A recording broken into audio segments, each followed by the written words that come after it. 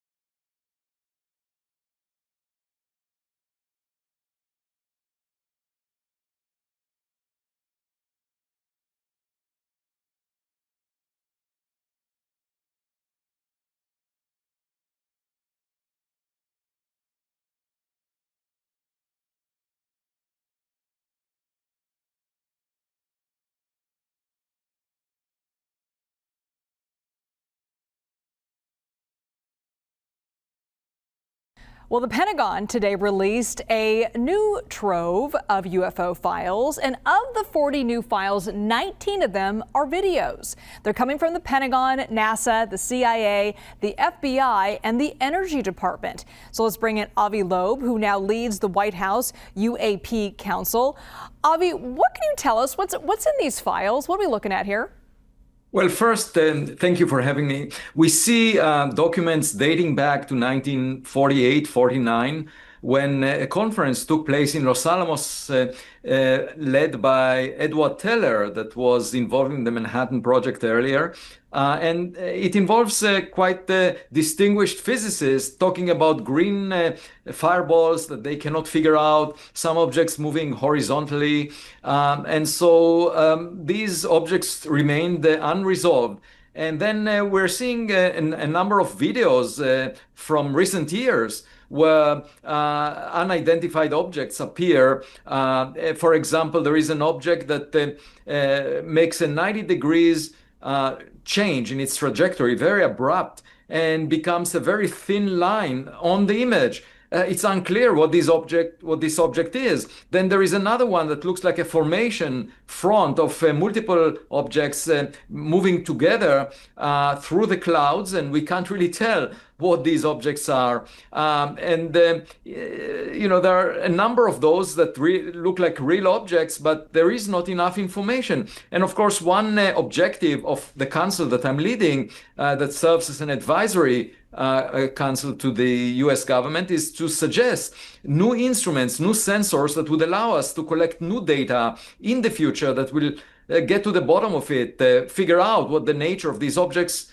is. Because, if these are technological objects, there are two possibilities. Either they were sent by adversarial nations, in which case they are a matter of national security, or this is the biggest discovery ever made in science.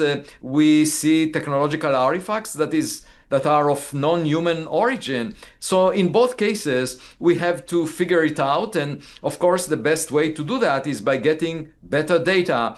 And, these releases follow the directive from President Trump a few months ago. And it's a great blessing both to national security and to science. And I'm really happy to partner with government in trying to figure them out.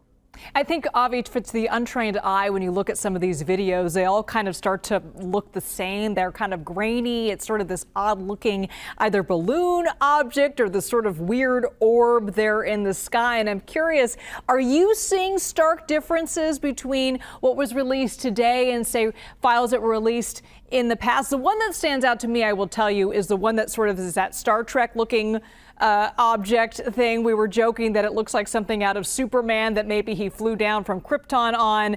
Anything else that sort of sparked your interest that says, oh, wait, we might have something here that maybe prove some of these theories or maybe disprove them?